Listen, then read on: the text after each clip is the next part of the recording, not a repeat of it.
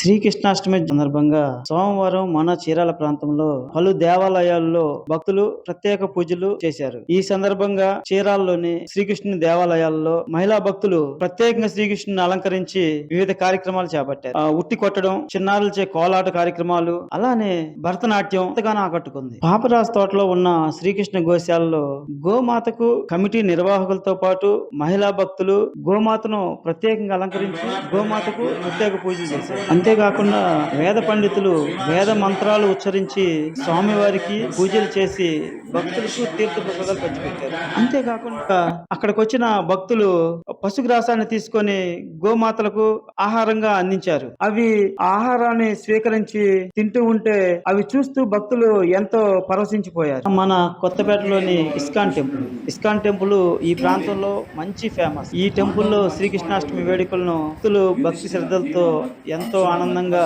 సోమవారం జరుపుకున్నారు. శ్రీకృష్ణుని జన్మదిన వేడుకల సందర్భంగా ఇక్కడ ఈ టెంపుల్లో కోలాటం కార్యక్రమంతో పాటు చిన్నారులతో భరతనాట్యం వేయించారు. చిన్నారులు నాట్యం చేస్తుంటే భక్తులు ఎంతగానో ఆనందించారు.